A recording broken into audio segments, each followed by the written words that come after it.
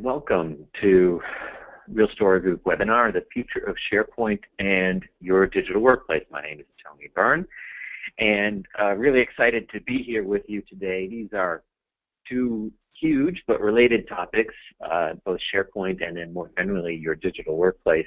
It's interesting, recently we've been doing both of these, both those topics separately as sort of half-day workshops for some of our subscribers and having some really interesting conversations. But we know your time is brief, so we've sort of compressed some important points into what's just going to be a very fast-paced 30-minute session today. If you have any questions, feel free to use the GoToMeeting questions control panel at any time, and we'll stop a little bit in the middle and then probably at the end to just answer specific questions you may have. Just as a point of logistics here, you'll all be receiving a copy of this deck. So you'll get a copy in the next 24 hours. If you are a Real Story Group subscriber, you'll also have access to the full recording of the webinar. If you're on Twitter today, you can use the hashtag RSG webinar. And again, my name is Tony Byrne, and you can also find us on Twitter at Real Story Group.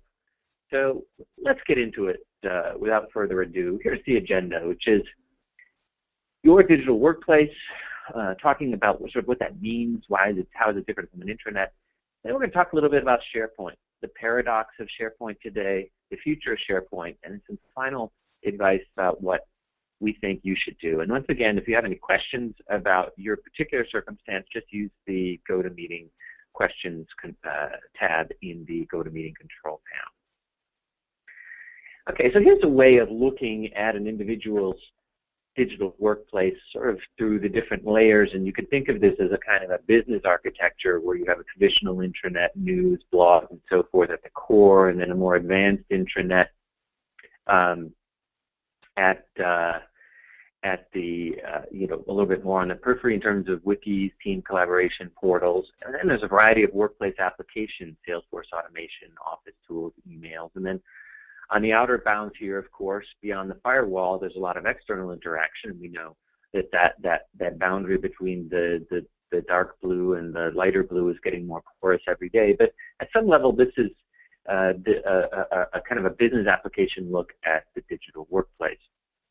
And what we know, of course, about SharePoint, and one of the reasons why SharePoint is so incredibly popular, is that it purports to really cover everything that's within a traditional intranet and an advanced intranet. Now, you could argue, does it really do it that comprehensively? Does it do it that effectively? But there are many organizations where basically we say, well, what is your intranet? And sometimes people will say, well, it's SharePoint.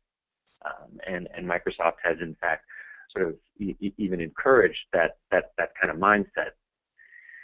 And indeed, Microsoft is very central to a lot of digital workplace technologies. So for those of you who haven't seen it before, this is our famous subway map. It's the digital workplace and marketing technology vendor map, where we line up different vendors and associate what it is that they do. And the different colored lines are the different digital workplace and marketing technologies, and then therefore the vendors who provide solutions for those. And these are, incidentally, all of the different marketplaces that we evaluate, and these are the different vendors that we cover in our research reports, which our subscribers have complete access to. So one of the things you'll notice is Microsoft is at the center of the map here, and it crosses a number of different lines relative much more to digital workplace and digital marketing. I think Microsoft has largely abandoned any kind of early hopes to really participate in digital marketing beyond its CRM capabilities. But certainly SharePoint is really fundamentally a digital workplace tool, and it offers portals and content integration, the green line, ECM and file sharing, the brown line, certainly the orange line around mobile technologies, and perhaps less so web content and experience management, the light blue line, And really critically, it's on the red line around enterprise collaboration and social software, which for many organizations is really at the core of their digital workplace. So, that's why SharePoint is almost sort of uniquely a kind of omnibus platform. And then to that extent, you can understand why organizations, if only out of sort of architectural simplicity, are going to just say, well, SharePoint is my intranet and by extension sort of the core of my digital workplace. I think the question we have to ask ourselves is this actually working or not? What's happened over time, you probably heard this expression, this SharePoint quote-unquote estate. What does our SharePoint estate look like? And it's not a bad word. I mean, many large organizations have multiple SharePoint farms, and so what are you going to call that?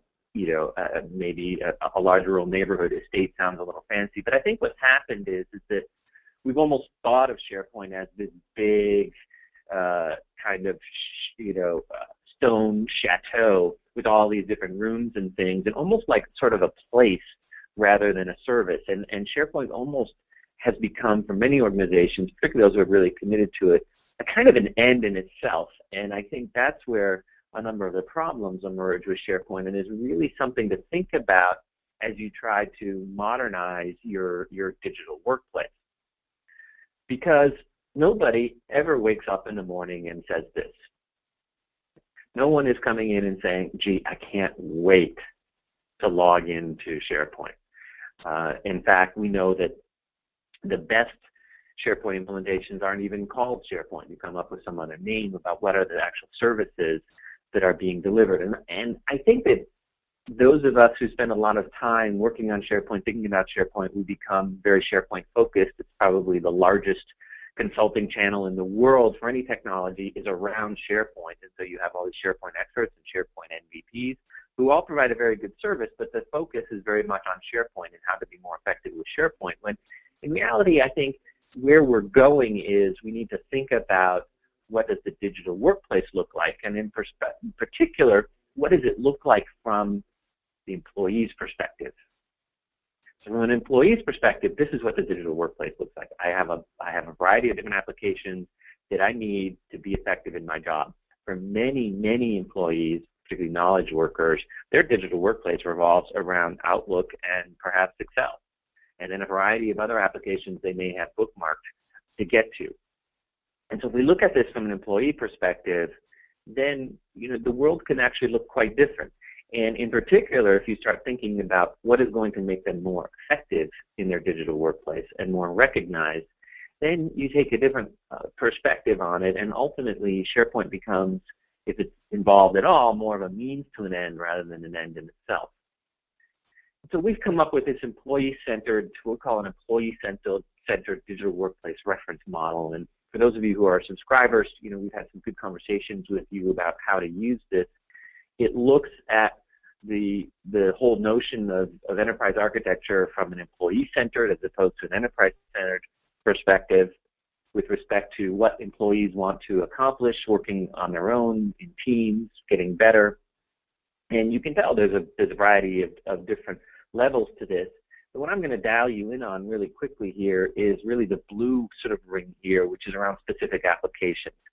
So from an IT perspective, often we think about these gray and purple lines, the rings around governance, search, analytics, and then these different platforms that we need to deploy around human capital management, productivity, self-service, groupware, et cetera. But from an employee perspective, what employees are really interested in is the blue ring. Specific applications that will help them in their work, in their work with others, and in terms of working better. So they're not thinking in terms of human capital management or productivity. They want specific travel applications, specific instant messaging applications, team spaces, innovation management, other sorts of things that are going to make them and their colleagues more effective.